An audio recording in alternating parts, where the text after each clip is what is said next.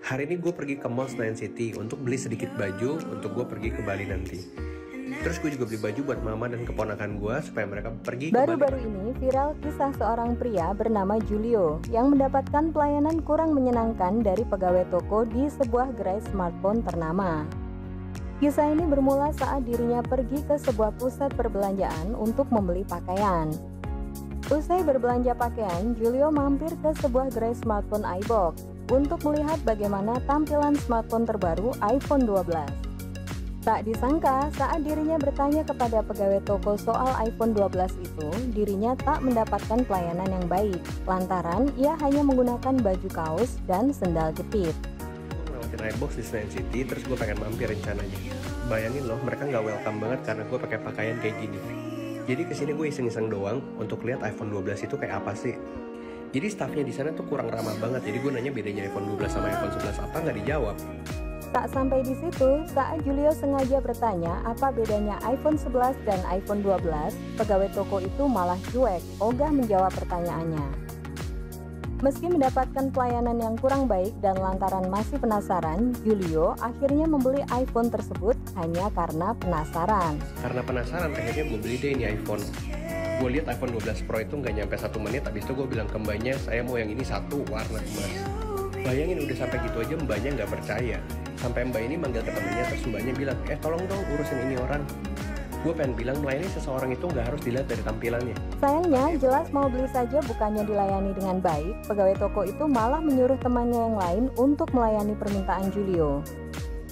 Melihat sikap pegawai toko yang kurang ramah lantaran dirinya hanya menggunakan baju kaos dan sendal jepit, Julio berpesan bahwa melayani orang itu bukan dilihat dari penampilannya.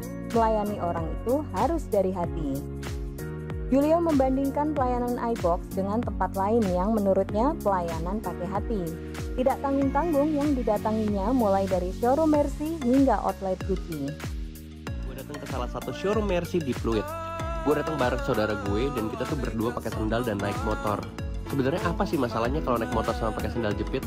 Karena pelayanannya baik sih. Hasilnya adalah gue beli Mercy ini. Lihat deh, ya emang gue biasa begini. Jadi gue nggak ada bohong, nggak ada gimmick, ya emang ini gue. Kalau netizen bilang ini cuma gimmick dan si Julio cuma cari sensasi, ngapain? Lihat deh, gue sama temen gue juga kayak gini biasanya. Udah, nggak dimacem-macemin. Setelah video tersebut viral, salah satu staf iBox dengan sombongnya ikut memberikan tanggapan mengenai kejadian tersebut. Ia mengatakan iBox tidak akan jatuh atau rusak citranya hanya karena satu video pengalaman buruk dari customer. Namun, menurut Julio, tidak semua pelayanan iBox buruk. Buktinya, di salah satu counter iBox Gading Serpong, dirinya mengklarifikasi bahwa pelayanannya baik. Jadi guys, gue sekarang lagi di iBox Gading Serpong dan gue pengen klarifikasi video yang kemarin viral. Sebenarnya gue bilang ini gak terjadi di semua iBox karena balik lagi ini tergantung pribadi masing-masing, dan gue akui sekarang pelayanan yang di iBox Gading Serpong tuh the best banget. Tuh, menurut Mas, kira-kira gimana? Soal mengenai video yang sempat booming itu ya Kak? Iya, video yang booming kemarin gimana? Kalau itu buat kita pribadi, apa ya, lebih ngoreksi lagi sih soal mengenai pelayanannya. Tapi itu pun kalau misalkan keadaan kondisi ya kita maklum aja. Kalau misalkan lagi keadaan rame, kalau kita ngambil yang lain banyak. Tapi kalau misalkan keadaan sepi, kita selalu memaksimalin customer yang datang yang masuk ke iBox. Video tersebut langsung mendapatkan beragam respon dari warganet. Banyak yang ikutan kesal karena pegawai toko yang hanya menilai customer dari penampilannya dan enggan melayani customer yang berpakaian sederhana.